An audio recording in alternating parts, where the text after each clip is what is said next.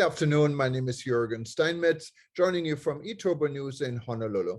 Today is January 11th and 12th for some of you, and we will start our breaking news show with Jens Trojenhart. He is the new CEO of the Barbados Tourism Board and will give us a taste of what it is to move from Bangkok to Barbados and run Barbados tourism in his newfound paradise. After this, we're going to talk to Dr. Peter Tarlow in College Station, Texas, about the current state of travel and tourism, COVID, and much more. Stay tuned and enjoy our broadcast. Thank you.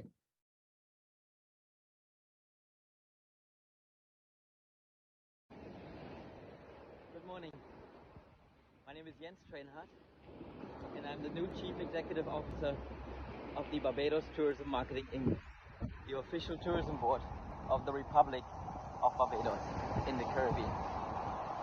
I've been in this job now since November 1st, 2021, after finishing almost 8 years as the Executive Director and CEO of the Mekong Tourism Coordinating Office, which is the regional tourism cooperation of the governments of Cambodia, Laos, Myanmar, Thailand, Vietnam, and China.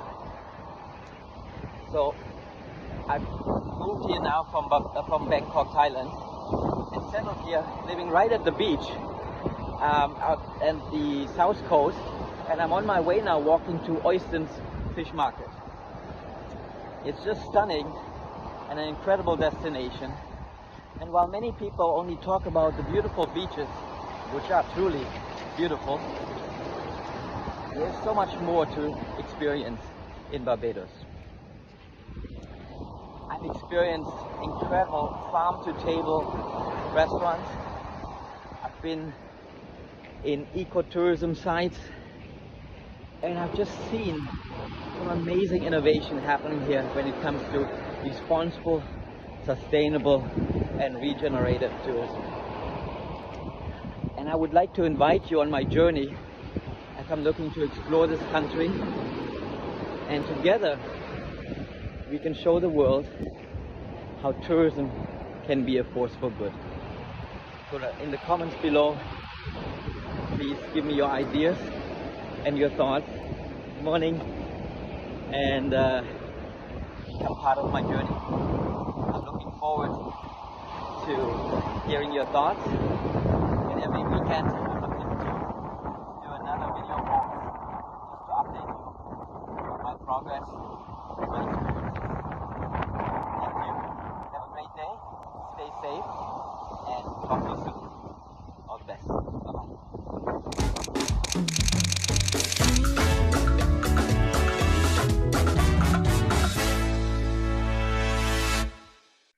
Good afternoon and aloha, as I usually say.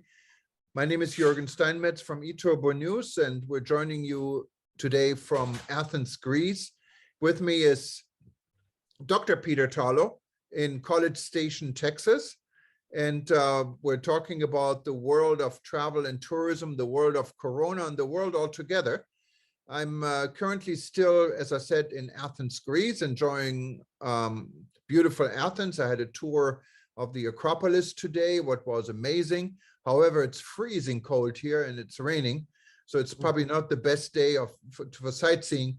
But if you look at thousands of years of history, I guess you can probably overlook the weather if you stay warm. How's everything in College Station, Texas, Peter? Well, Texas is doing fine.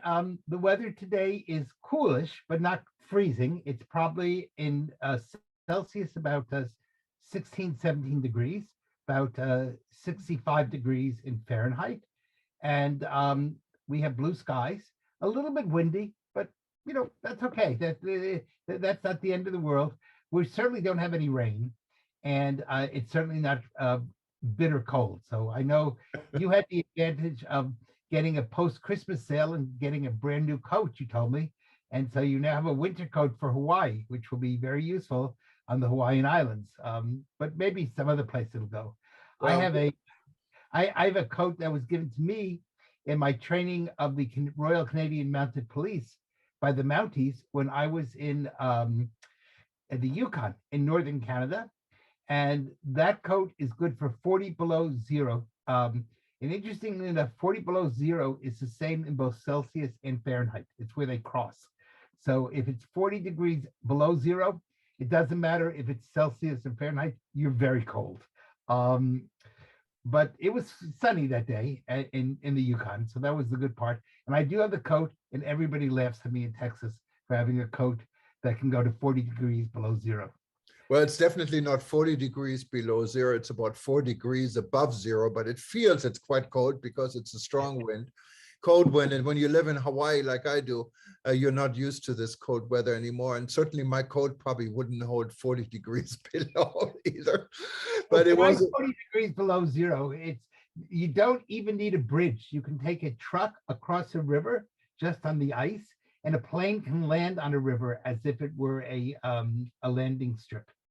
So that's very cold when you go to the Yukon. By the way, this has been a very cold winter across much of the Europe. The northeastern part of the United States is having a really cold period right now. I spoke with family members, and they told me that in the Washington, D.C. area, it was about 16 degrees Fahrenheit, which is about -7 degrees in the Celsius scale. So that's pretty cold, to say the least. And that leads to a whole nother issue, which is with the weather getting in the winter, we're seeing a real rapid rate of COVID, especially the Omicron, which is sort of related to a cold and to the flu.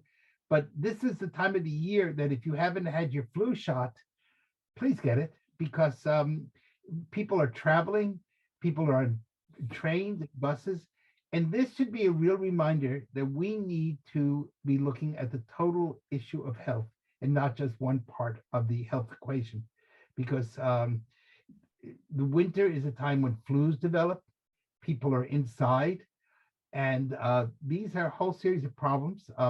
There's all sorts of comorbidities which are being confused with in mixed with COVID. And the best way to really protect yourself against COVID, besides getting vaccinated, which I strongly recommend, is have the least number of comorbidities in your life. And that means try to keep your weight in check, exercise, get sunshine. And I think the whole issue of health and tourism from this experience is going to be a really important one that we're going to have to think through on much greater details than we've ever thought through before. There was a major bedbug invasion in lots of upper class hotels across the United States. And that's also a health issue. Yeah, we actually reported about it yesterday. Chicago was the top of all cities in the United States with bedbugs. And we actually issued the 50 worst cities in the US. So it's a fun article. Go back a few articles down and you find it on eTurbo News. And yes, besides COVID, there are many other issues that can lead into COVID and people may not be aware of, but health tourism has always been important. We always think about tourism, about spas and fitness. Many people do either think about drinking alcohol and eating food. So it depends what side of the tourism enjoyment you want it to be. But it's part of the problem is it's very difficult to go into a restaurant and not have a lot of salt added to the food. Portions are not thought through carefully. Many restaurants really push, as do airlines, foods that are high in carbs and high in fats. Now, part of the reason they do that is because they're not terribly expensive and because of the fact that it'll fill you up. So they don't want people to be hungry. But on the other hand, having a high carb, high fat diet leads to comorbidities. It leads to diabetes, leads to obesity. I'm going to be traveling to Mexico at the end of this month. And Mexico has the highest obesity rate in the world, followed by the United States. Wow, I didn't know that. And part of the United States' obesity is, of course, we have many people who eat, including me, who like Tex-Mex or Mexican food here. It's really not Mexican food, it's Tex-Mex food, which has high fat content. It's delicious, but it's not very nutritious. And and that's part of the problem is that how many of us are eating out? How many people go through a drive-through and get a hamburger and French fries, but you rarely get a salad? And so fast food is on every street corner, probably also in Europe, but certainly in the United States and in much of the world. Yeah, and talking about Europe and food, interesting development in Europe in many EU countries is now in Germany, they call it 2G and plus. What it means, in order to visit a restaurant during these COVID times, you have to be vaccinated and you have to provide a test. So you need both. So being vaccinated even 3 times no longer is good enough. Another rule on top of the already restricted rules is now you have to show your vaccination papers. Here in Greece, you can enter a restaurant still if you are vaccinated, but if you wanted to sit inside, I guess you also need the test. So rules are getting stricter and stricter and stricter. Do you think this is the right way forward? Does it really make a big difference, Peter? It doesn't. And I think it's probably moving us closer to fascism all the time. I certainly think we don't want to be in the situation that Australia's in. Huge fight, as you know, because of the Australian Tennis Open, and they wouldn't let some of the stars come in, and they denied visas and a whole series of other, crises. I think on some level, we're going to have to accept personal responsibility. The other thing is, if we're demanding both tests and vaccination cards, then people are starting to question why get vaccinated. I think we're feeding into the people who are anti-vaccine, because they're saying clearly, if the vaccination doesn't protect me and I can still be a spreader, then what good is the vaccination? Now, the argument against that, the counter argument is that the vaccine, should you get COVID, will lower the risk of hospitalization and lower the risk of severity of this. But I think we have to somehow balance freedom, especially in the Western nations that pride themselves on freedom, with personal responsibility. And if we have so many rules, then you know what? It's going to kill tourism. It's going to kill enjoyment. And eventually, what do we do when the government says, you have to show you've had a vaccine against a cold, or you have to show you've had, in other words, will COVID become the wedge that allows fascism to take over? And I don't think that's good. I think we need to allow people to make certain personal decisions. And the nanny state has never been successful any place in the world. And that's on some level what we're doing. It's creating all sorts of problems. People in New York requires that you have a vaccine card to enter a restaurant. And now people with young children their children can't get vaccinated because they're 3 years old or 4 years old, can't go with their parents into a restaurant. And so people are walking away. And I think it will be, in the long term, it will have a very long-term negative effect.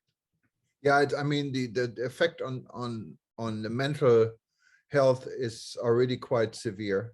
And I think we all have to balance this, because on the other hand, Peter, if you look at the current situation, we have record COVID number, we have horrible COVID numbers, but in all essence, it's not worse than it was a year ago. It's probably less, even with the higher numbers when it comes to hospitalization and death.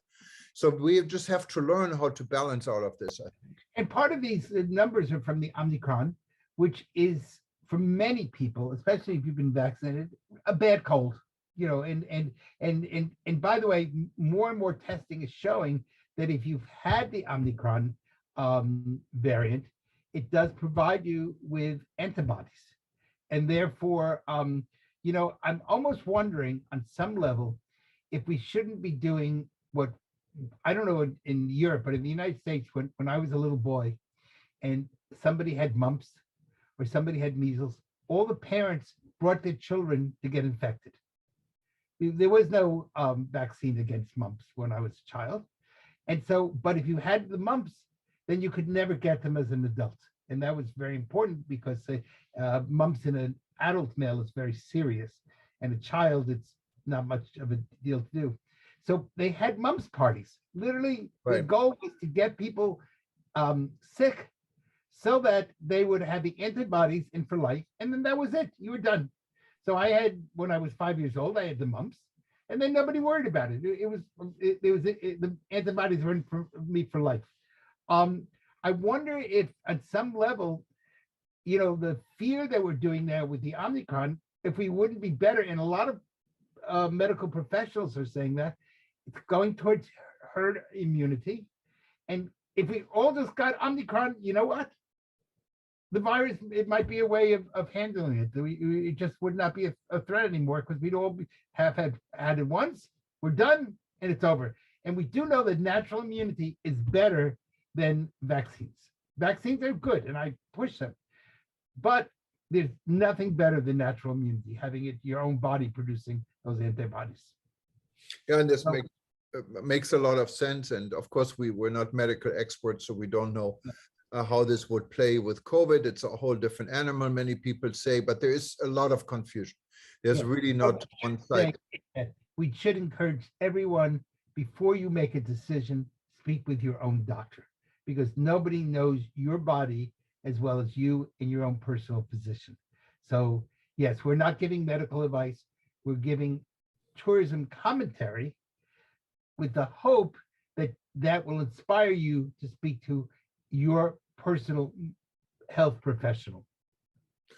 But besides all, travel hopefully is here to stay. I say I enjoyed my little trip, even in the freezing cold weather, to Athens and Greece today. And there are people out at the Acropolis. I met a lot of Americans, I met Russians, I met Germans. So people do travel, maybe in smaller numbers, but travel is there to stay. And it's, after all, it's a business. I kind of feel sorry for the guy who's selling postcards in front of the Acropolis and no one is buying them. You almost feel like obligated to buy a postcard, because you see this poor guy not making a dime for hours, And so the But at industry. least they can buy postcards there. In much of the world now, it's very hard to find postcards. There's a big postcard shortage. And Really? part of that is because of email and because of Zoom. In other words, rather than it used to be you buy postcards to send them home. Now you take a picture and you send the picture home on Zoom. So people aren't spending money on postcards. And if you want to buy a postcard, sometimes you literally have to spend a day seeking out a postcard. College Station is kind of a big place where people visit all the time. And my grandchildren wanted me to send them postcards when they were in summer camp. It took me all day to find postcards. I said, no, take a picture and send it to them on Zoom, on their website. Well, in Greece, there doesn't seem to be a problem, because I saw hundreds of souvenir stores and they're desperate to sell postcards. So send them over here. And I think Yes. there's plenty of postcards. Maybe what you should do is buy a whole large number of postcards and bring them back to Hawaii, and you can sell the postcards in Hawaii as if they were. And this is the famous Hawaiian Acropolis. Wonderful. There is a postcard shortage. On the other hand, the good news is that the cream cheese shortage seems to be going away, and that was a major crisis, but that seems to be solving. But there is a major problem in much of the world of supply chains and supply, and that's a real stores in many parts of the world have empty shelves. And no one's going to starve to death. I don't want to exaggerate, but what we are seeing is that it's hard to find this product or that product. Things are just beginning to be missing. And so the supply chain is part of globalization. Globalization deals with tourism. And if we cannot get products from around the world, that's going to hurt. Well, I think it will hurt tourism, but maybe on the other hand, it'll help tourism, because maybe so often now you go to the same place and you see the same products, all made in one place or all made in the other. And maybe if supply chains don't work as well, we're going to have to go back to thinking locally and producing local products that people will want to buy, because you can only get it in that locale. So maybe there's a good side and a bad side to that. Well, I think one of the threats in the world, I'm not trying to speak out against Amazon, I'm using Amazon, but Amazon is a threat to the supply chain in a lot of ways. When you look at the small stores, especially the ma and pa stores, and here in Greece, you see thousands and thousands of them. It is just really, really tough, I think, to stay in business if you run a small business. And then you have Amazon selling the same product and you get it right to your doorstep. It's Often for less. and for less money sometimes, yes. Sorry. That's also the problem of what we call in English, American English, the big box stores. In other words, during the height of COVID, we shut down all the small stores, but we allowed things like Walmart and Target and to stay open. And it never was clear to me why I was safe in Walmart, but I wasn't safe in a small store. You probably would have been safer in the small store That's because right. there weren't that many people. Yes. So then you really wonder, what was the science behind this? Or was there any science, or was there politics behind it? Because the big stores stayed open all through COVID, and the small stores were forced to shut. And those are the guys who could barely hang on, and many of them went out of business. Yeah, and all these rules, of course, there is no streamline. And again, here from Greece today at the Acropolis, it's mandatory to wear your face mask when you're outside. And there is a strong wind. There's nothing you can hide inside. It's just cold. You're outside in the open. So what would the mask do? Nothing. Nothing, zero. And actually, the mask, well, the only thing a mask might do is it'll keep your nose warm. Yeah, but you have a hard time breathing. But if you don't breathe that much, then I think it's very silly. I think here's a simple rule of masks. If you can go to a fish store and smell the fish, the mask is not working. Yes. And so much of this is the mask has become a religious symbol for many people. And it has nothing to do with science. Matter of fact, it seems science and COVID have almost departed one from the other. The whole idea of making children in schools wear masks has done more damage than both physical and psychological damage. And children need to see the mouth, need to see the whole face in order to be able to develop social interaction. And now you have 5-year-old children wearing masks all day long and really suffering. It's almost as if we made the weakest part of society suffer. We say, instead of the elderly taking care of the children, we're making the children take care of the elderly. And that seems to be something ethically and morally wrong. Yeah, and sometimes it's funny that I tell you this little story. Last night, I called the front desk here at the hotel I'm staying in Greece. What's an international, I don't want to now name the hotel, but it's an international American hotel chain, and asked them how to adjust the temperature in the room because it was getting really cold and I couldn't figure out how to turn the heater on. And the guy comes up and looks at this thermostat and just pulls it out of the wall pretty much. He said he's a technician, and then he takes his mask off in my room and just blows in it, full blast, blows in it because it was dirty, and put it back on so that it fixed the problem. Well, think about how much dirt there is throughout that whole hotel room. Yes. For example, how often have those rugs, if they've been cleaned? Yeah. How often has the mattresses been changed? How many, so the whole issue that brings us back to where we started, the whole issue of health and tourism. If we use COVID only for COVID, I think we're missing the point. If we use COVID as a springboard to begin to understand that every part of the tourism industry needs to begin to think about health and how we take care of people, then the hospitality industry will not become the hospital industry. Ironically, they both come from the same Latin root, hospital and hospitality. Hopefully we stay on the hospitality side and not on the hospital side. Definitely. Well, Peter, I hope the rest of the day Thank you. Going great. I'm getting ready for my long flight back on Thursday, all the way from Athens with 2 stops to Honolulu. And then I guess we're going to speak again when I'm really in the Aloha land. Yes. And see how the world looks at that And it time. won't be quite so cold. Probably not. All right. Have a safe journey. Bye-bye. Thank you, Peter. Good night. Bye-bye.